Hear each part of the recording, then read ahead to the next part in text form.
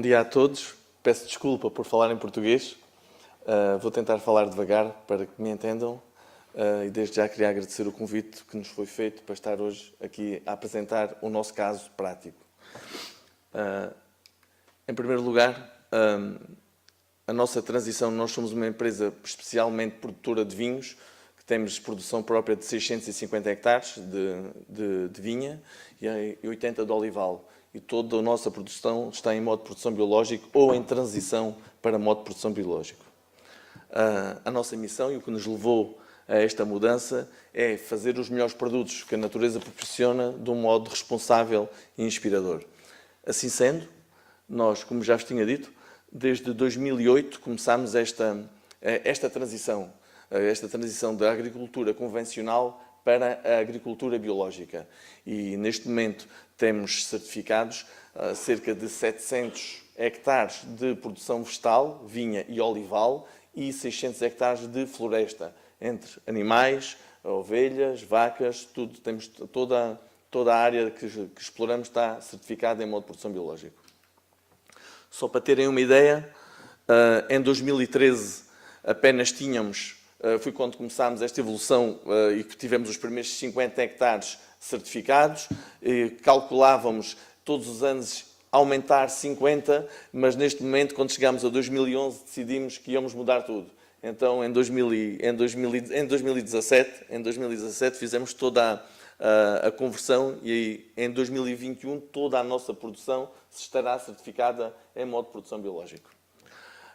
O que nos levou a fazer esta mudança, a mudar de estratégia?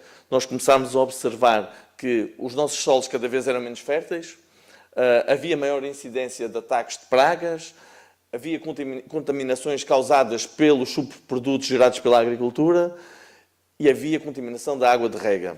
Como fatores estratégicos, mudou completamente a administração da nossa empresa e a forma de trabalhar mudou, então decidimos mudar tudo para modo de produção biológica e a preocupação no futuro com a qualidade do produto final. Os objetivos era recuperar a fertilidade dos solos, promover o equilíbrio entre pragas e doenças, reduzir o consumo de água de rega e utilizar compostos gerados na nossa exploração para fertilização. Promover a variabilidade da fauna e da flora dos ecossistemas, que tinha diminuído, e, principalmente, produzir uvas e azeitonas de maior qualidade. Fizemos uma lista de atividades que teríamos que desenvolver, porque sem elas era impossível nós chegarmos aos nossos objetivos, e eu agora vou falar delas uma a uma.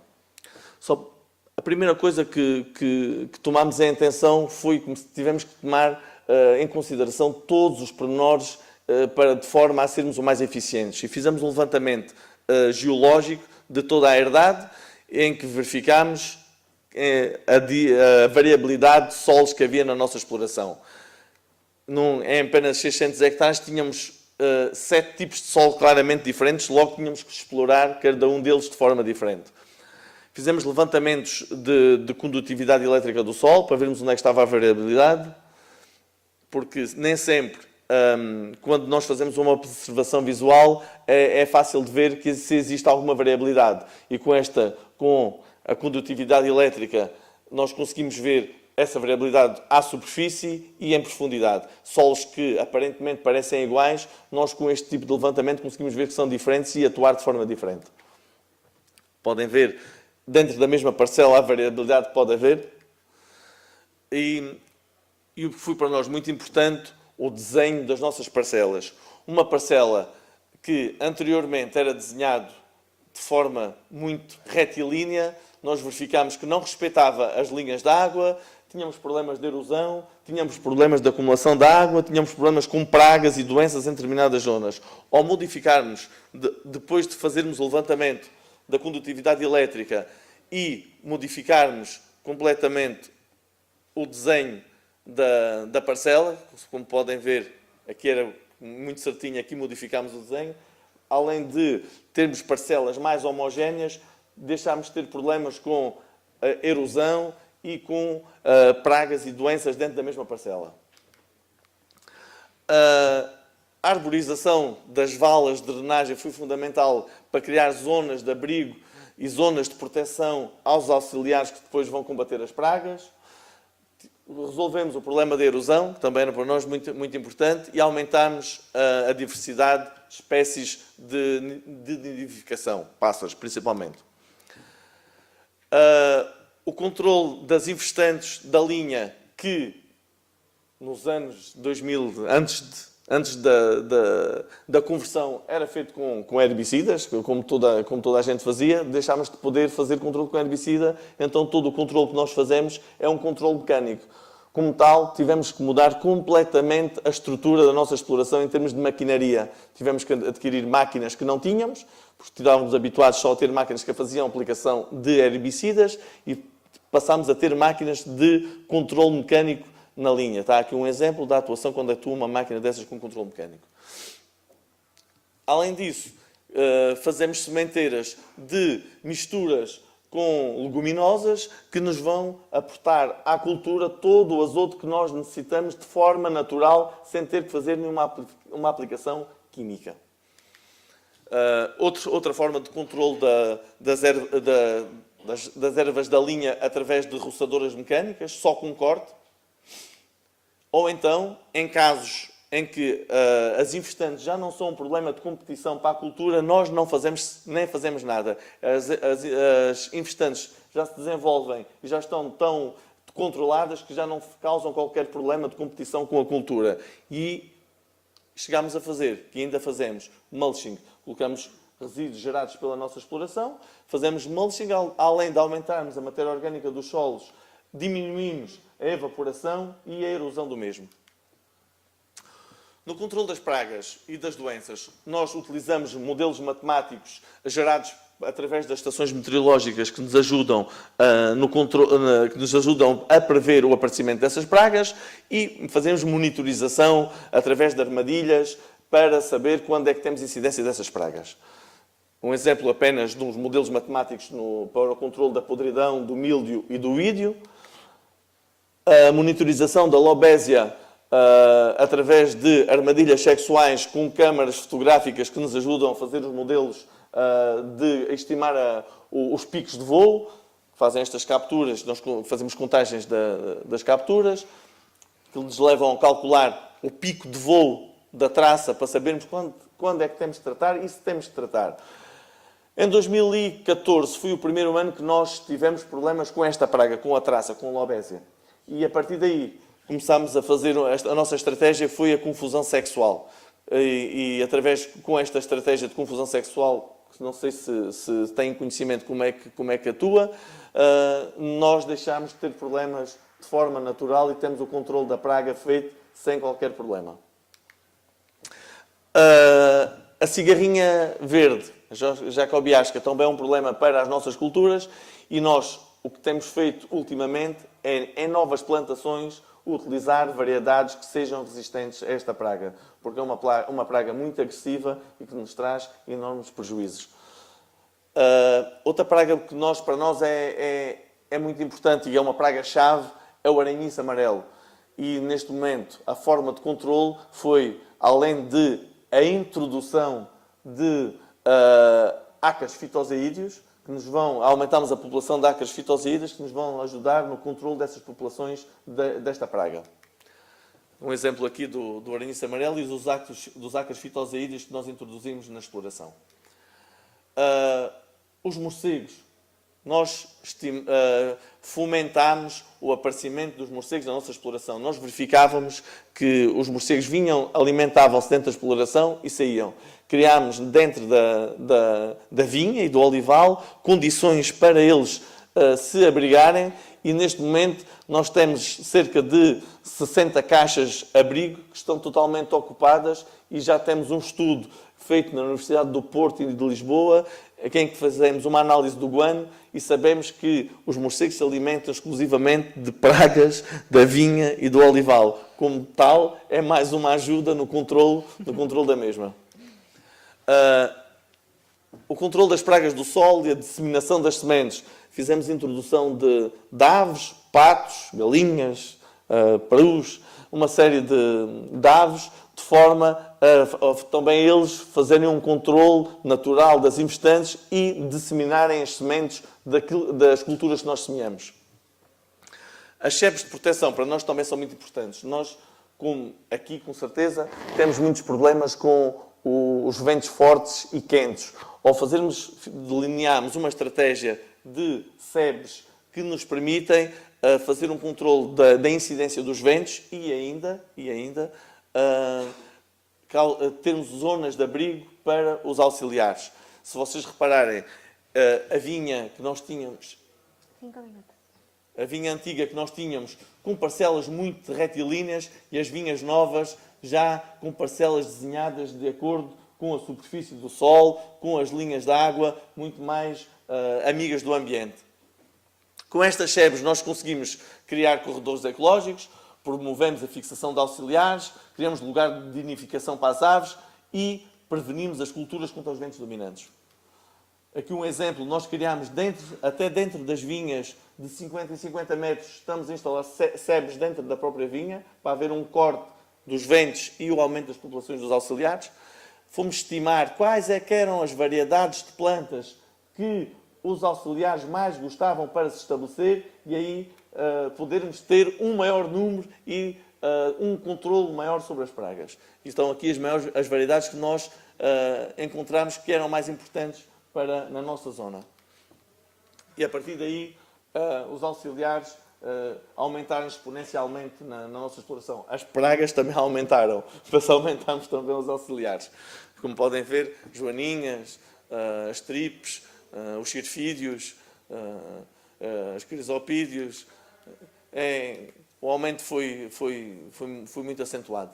Na gestão da água de rega, nós também temos uma gestão muito criteriosa e utilizamos o sistema de uma redução. Queremos sempre que a nossa cultura tenha algum stress de forma a produzir uvas de qualidade superior. Não damos à planta toda a água que ela necessita, de forma a ela não expandir todo o seu potencial, mas sim uma restrição de água. Por exemplo, em Portugal, para se fazer parte da medida uso eficiente da água, podemos gastar até 3.023 metros cúbicos de água por hectare na vinha.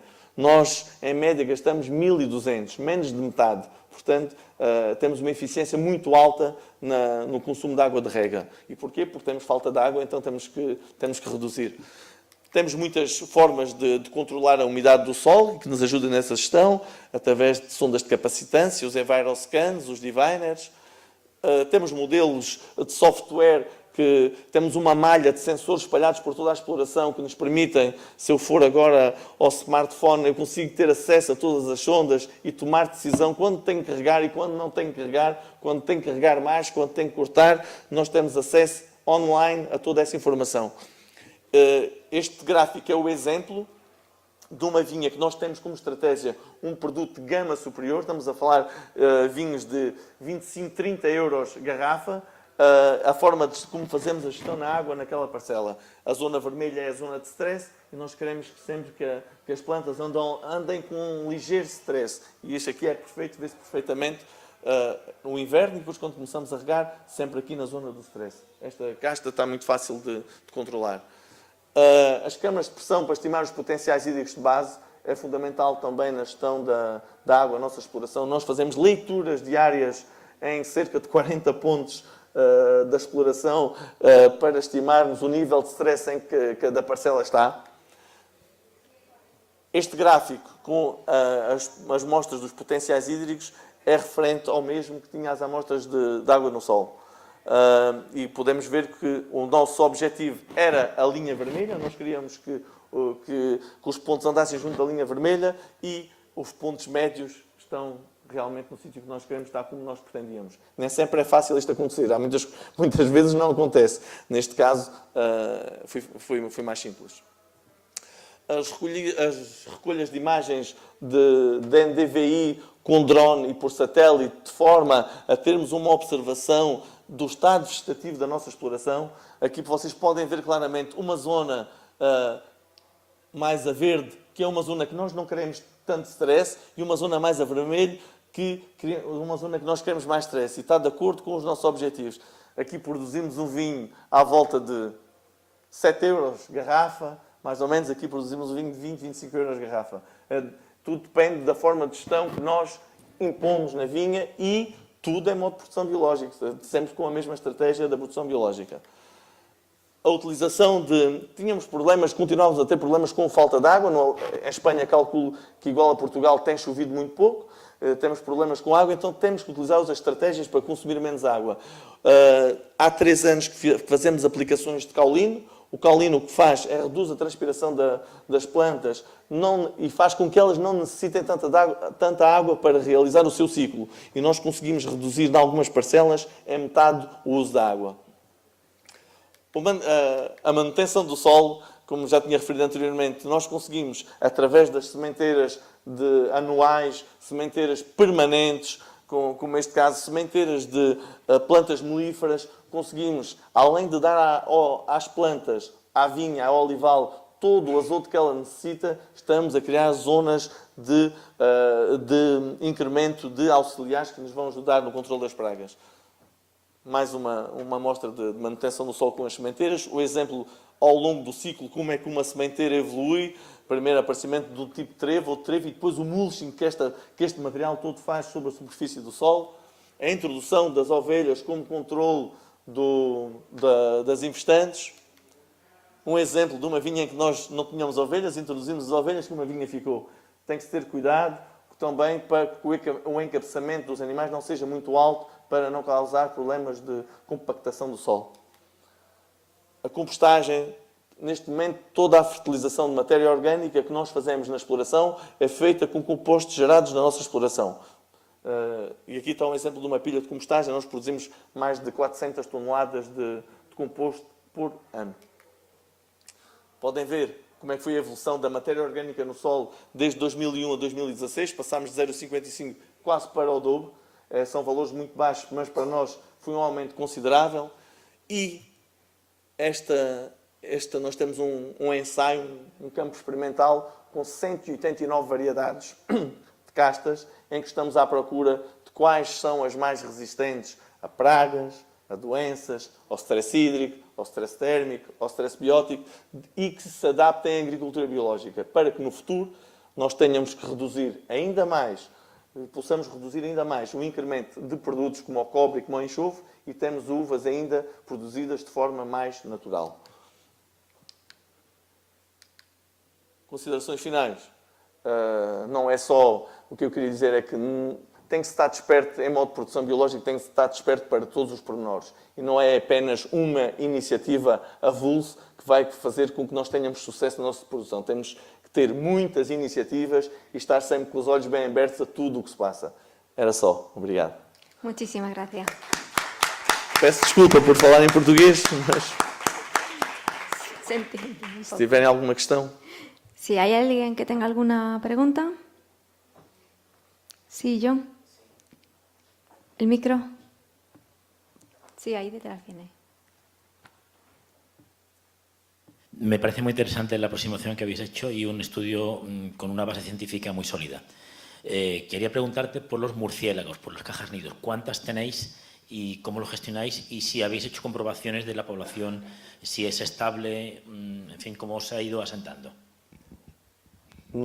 Nós fizemos um estudo com uma empresa ambiental que verificou que os morcegos se vinham alimentar dentro da nossa exploração e saíam.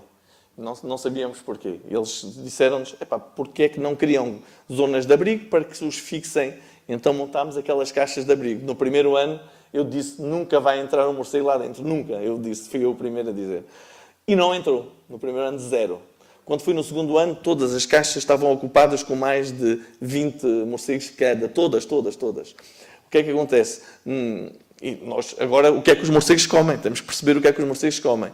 Então fizemos uma análise do guano dos morcegos nas universidades e verificámos que todas as espécies, eles enumeraram através de uma análise genatómica, salvo erro, esse é o nome, fizeram todas as espécies que eles consumiam. E dentro das espécies que eles consumiam estavam todas as pragas na altura do ano em que essas pragas apareciam. As traças, as cigarrinhas, principalmente as traças e as cigarrinhas.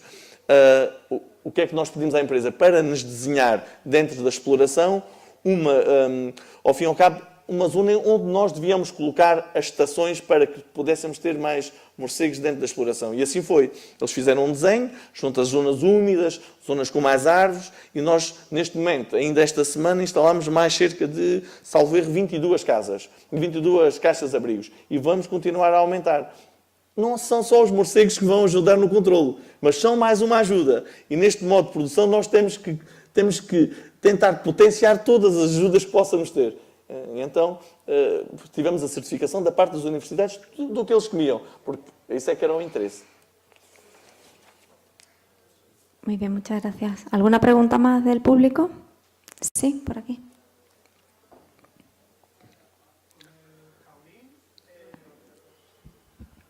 Con el caolín no se limita a la función clorofílica porque evita la evotranspiración, pero también le quita, le paraliza un poco la función clorofílica por la luz, ¿no? El beneficio es mayor que... O benefício é maior que o prejuízo. Pronto. E porquê? Nós no Alentejo, graças a Deus, não temos falta de sol.